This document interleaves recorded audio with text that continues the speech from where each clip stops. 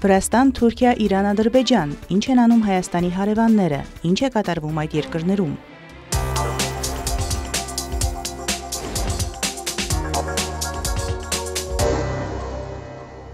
Վրաստանի վարչապետ Իրակլի Կոբախիձեն նախագահ Միխեիլ Կավելաշվիլիի եւ խորհրդարանի խոսնակ Շալվա Պապուաշվիլիի հետ մասնակցել է Սիոնի տաճարում վրաց ուղղափառ եկեղեցու ինքնավարության վերականգնման օրվան նվիրված պատարագին։ Պատարագից հետո Շիոն եպիսկոպոսը քարոզով դիմել է միաբանությանը, խոսել եկեղեցու եւ պետության անկախության կարեւորության մասին, շնորհավորել հանրությանը վրաց ուղղափառ եկեղեցու ինքնավարության վերականգնման օրվա առթիվ։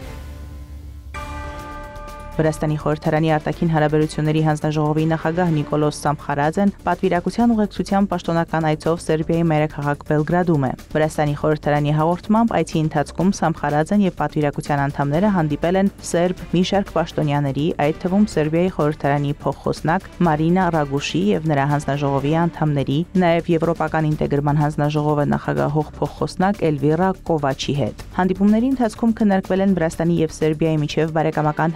հարաբերությունները, գործակցության տարբեր ոլորտներ։ Երկուստեք ընդգծվել է դիվանագիտական հարաբերությունների խորացման կարևորությունը, մասնավորապես առաջիկայում երկու երկրներում դեսպանատների հիմնումը։ Քննարկումները վերաբերել են նաև Եվրամիությանն անդամակցությանը, այդ նպատակին հասնելու համար անհրաժեշտ բարեփոխումներին եւ փորձի փոխանակմանը վերաբերող հարցերին։ Կողմերը ողջունել են սերբական ավիաընկերության մուտքը վրացական ավիաշուկա, որը հունիսի 15-ից պատրաստվում է կանոնավոր չվերթներ սկսել Բելգրադ-Թբիլիսի երթուղով։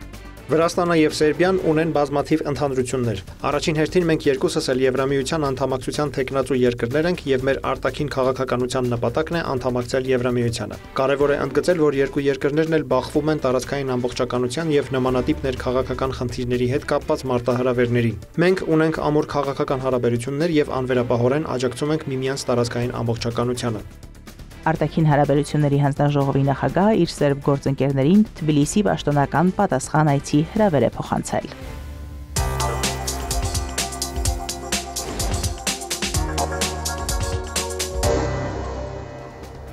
Միացյալ Նահանգների պետքարտուղար Մարկո Ռուբիոն Թուրքիայի արտգործնախարար Հական Ֆիդանի հետ հանդիպմանն Անկարային կոչ է արել խաղաղություն ապահովել Ուկրաինայում ու Հարավային Կովկասում։ Այս մասին հայտարարել են պետքարտուղարությունում։ Պետքարտուղար Մարկո Ռուբիոն այսօր հանդիպել է Թուրքիայի արտգործնախարար Հական Ֆիդանի հետ քննարկելու համար անվտանգության եւ առևտրի հետ կապված առանցքային հարցերում համագործակցությունը։ Նա Թուրքիային կոչ է արել աջակցել Ուկրաինայում եւ Հարավային Կովկասում խաղաղությանը։ Ռուբիոն նաև ընդգծել է երկկողմ առևտրում գրանցված առաջընթացը, կոչ արել երկու երկրների առավել սերտ տնտեսական համագործակցության։ Պետքարտուղարը նաև անհանգստություն է հայտնել կապված Թուրքիայում վերջին ցույցերի եւ ձերբակալությունների հետ։ Ռուբիոն բարձր է գնահատել Թուրքիայի առաջնորդությունը իսլամական պետությունը հաբեկչական խմբավորման դեմ գլոբալ կոալիցիայում եւ վերահաստատել է սերտ համագործակցության անհրաժեշտությունը աջակցելու կայուն, միասնական եւ խաղաղ Սիրիային, որը չի լինի միջազգային ահաբեկչության հենակետ։ Թուրքական հյուրի հետ պարբերականը վկայակոչելով դիվանագիտական աղբյուրները նշում է, որ դիվանագետները քննարկել են ապագայում պետությունների ղեկավարների մակարդակով այցերի կազմակերպումը, Ադրբեջանի եւ Հայաստանի միջև խաղաղության գործընթացը։ Վերջում ընդգծվել է, որ Բոսնիա եւ Հերցեգովինայի կայունությունը մեծ նշանակություն ունի Բալկանյան տարածաշրջանի համար։ Թերթը հայտնում է նաեւ, որ Ֆիդանի եւ Ռուբիոյի բանակցությունների ընթացքում քննարկվել են սիրիական հարցը եւ Ուկրաինայում հրադադարի հասնելու ջանքերը։ Թուրքիայում մոլեգնող բողոքի ակցիաների ֆոնին բերման ենթարկված ակտիվիստների թիվը հասնում է 1500-ի, նրանց թվում կան նաև լրագրողներ։ Ստամբուլի ցույցերը լուսաբանելիս անազատության մեջ է հայտնվել նաև France Press-ի ֆոտոլրագրող Թուրքիայի քաղաքացի Յասին Ակգյուլը։ Հայտնի է դարձել, որ ավելի վաղ ձերբակալված 9 լրագրողներից 6-ն ազատ են արձակվել դատական հսկողության ներքո, այդ թվում France Press-ի ներկայացուցիչը, սակայն այնուհետև որոշում է կայացվել նորից ձերբակալել նրան։ Մարտի 19-ից ի վեր, երբ Էքրեմ Իմամօղլուն կալանավորվել է կոռուպցիայի եւ ահաբեկիչների հետ կապերի մեղադրանքով, ամբողջ Թուրքիայում անցկացվում են ընդդիմության ցույցեր հաջակցություն Իմամօղլուի։ Ամենամեծ ակցիաները տեղի են ունենում Անկարայում։ Թուրքիայի մայրաքաղաքում զանգվածային բողոքի ցույցերն արգելված են մինչև ապրիլի 1-ը, իսկ Ստամբուլում մինչև մարտի 27-ը։ Թուրքիայում բողոքի ակցիաներ տեղի են ունենում ոչ միայն փողոցներում։ Ազգային մեծ ժողովի գլխավոր ասամբլեան առաջին անգամ գումարվել է ընդդիմադիր ժողովրդի հանրապետական կուսակցության նախագահի տեխնացու Ստամբուլի քաղաքապետ Էքրեմ Իմամօղլուի ձերբակալությունից հետո։ Ընդդիմադիր падգամավորները ոտքի են կանգնել իրենց տեղերից, ձեռքներին Իմամօղլուի պատկերով պաստառներ եւ գրություններ՝ մի հուսահատվեք, շարունակեք պայքարը, միայնակ փրկություն չկա, կամ բոլորս միասին, կամ մեզանից ոչ մեկը։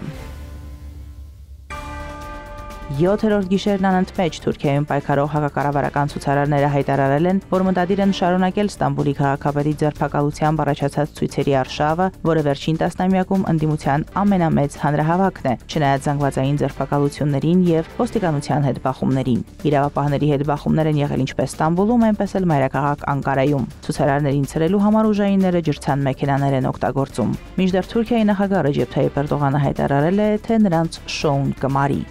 Մենք շատ զգայուն օրեր ենք ապրում, որտեղ պետք է գործենք համբերությամբ, ողջախոհությամբ եւ սառնասրտությամբ։ Մենք չենք տրվելու սադրանքներին։ Մենք չենք հրաժարվի մեր զայրույթից։ Մենք երբեք չենք գնա որևէ ճանապարհով, որը կարող է ավարտվել աղետով։ Մենք չենք խաբվի վախկոտների էժանագին քաղաքականությանը, որոնք թաքնվում են մեր երիտասարդության հետևում, իրենց լկտիությունը քողարկելու համար։ Էրդողանը կանխատեսել է, որ նրանք կամաչ են այն չարության համար, որը հասցրել են երկրին այն ժամանակ, երբ իրենց շոուն կմարի։ Կառավարությունը հերքել է քաղաքական ազդեցության մասին մեղադրանքները եւ հայտարարել, որ դատական իշխանությունն անկախ է։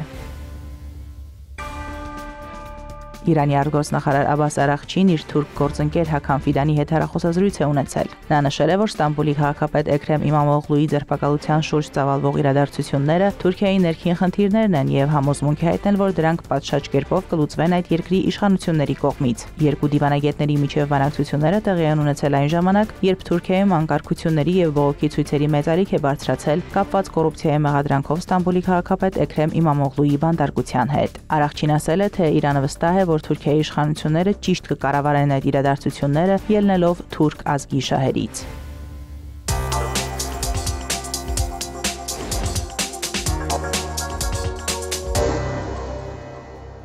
Պաշտոնական այցով Հայաստանում գտնվող Իրանի արտգործնախարար Աբբաս Արաղչիի գլխավորած պատվիրակությանն է ընդունել Հայաստանի վարչապետ Նիկոլ Փաշինյանը։ Հայաստանի վարչապետն ընդգծել է, որ երկու երկրների միջև համագործակցությունը հաջողությամբ զարգանում է, եւ դրա կարևոր նախապայմաններից մեկն այն է, որ կողմերը կարողացել են ձևավորել փոխադարձ վստահություն։ Նիկոլ Փաշինյանը շեշտել է, որ Հայաստանի եւ Իրանի միջև հարաբերությունները հիմնված են բնական շահերի վրա, ինչը կարևոր հիմք եւ երաշխիք է հարաբերությունների հետագա զարգացման ու ընդլայնման համար։ Իրանի արտգործնախարարը նշել է, որ Հայաստանի ու Իրանի հարաբերությունները խորացված են պատմական, տնտեսական եւ մշակութային հարաբերությունների վրա։ Նրա խոսքով երկու երկրների միջև հարաբերություններն ունեն ռազմավարական նշանակություն եւ տեղի ունեցող զարգացումներն էլ ավելի են ընդգծում երկկողմ փոխգործակցության կարեւորությունը։ Սեյեդ Աբբաս Արաղչին շեշտել է Իրանի շարունակական աջակցությունը Հայաստանի տարածքային ամբողջականությանն ու ընդգծել տարածաշրջանում գոյություն ունեցող սահմանների անխախտելիության կարեւորությունը։ Զրուցակիցներն անդրադարձել են Հայաստանի եւ Իրանի միջև տնտեսության, այդ թվում ենթակառուցվածքների եւ էներգետիկայի ոլորտներում նոր նախագծերի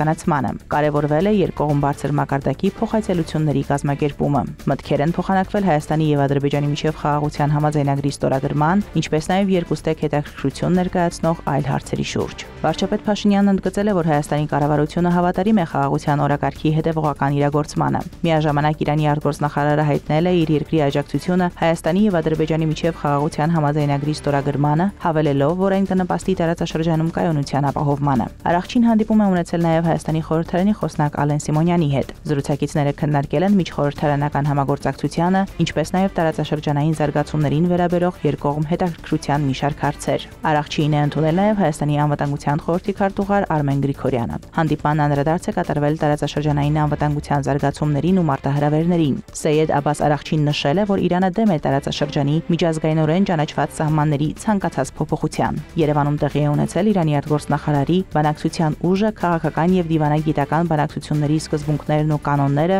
գրքի հայերեն թարգմանության շնորհանդեսը, որի նախաբանը գրել է Հայաստանի արտգործնախարար Արարատ Միրզոյանը։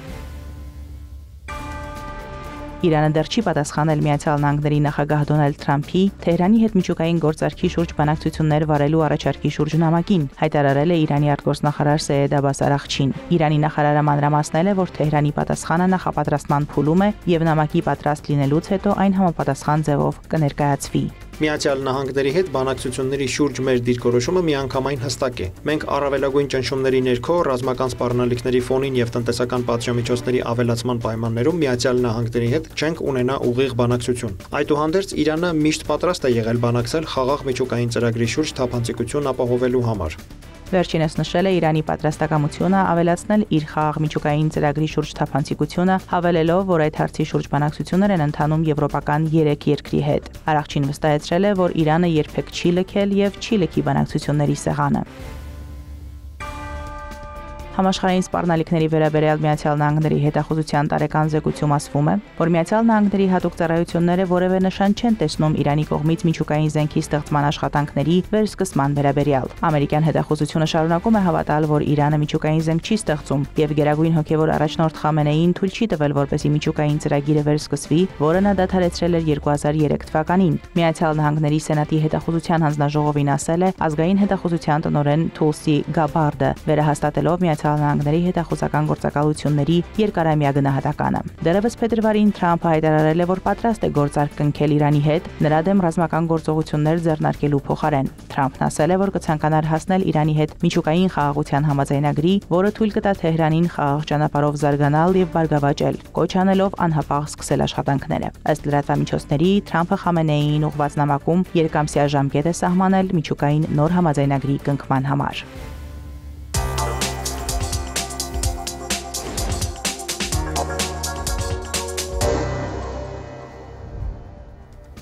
Ադրբեջանի նախագահ Իլհամ Ալիևը շնորհավորական նամակ է հղել Բանգլադեշի ժողովրդական հանրապետության նախագահ Մոհամմադ Շահաբուդինին անկախության օրվա առթիվ։ Շնորհավորական նամակում Ալիևն ասել է, որ Բաքուն մեծ նշանակություն է տալիս Ադրբեջան-Բանգլադեշ հարաբերությունների ընդլայնմանը եւ նոր բովանդակությամբ երկու երկրների միջև համագործակցության հաստատմանը։ Հավատում եմ, որ մենք կշարունակենք մեր համատեղ ջանքերը ամրապնդելու միջպետական հարաբերությունները եւ իրագործելու մեր համագործակցության ամբողջ ներուժը ի շահ մեր ժողովուրդների, նշված է Ալիևի շնորհավորական նամակում։ Ալիևը Բանգլադեշի նախագահին եւ այդ երկրի ժողովրդին շնորհավորել է նաեւ Ռամադանի տոնի կապակցությամբ։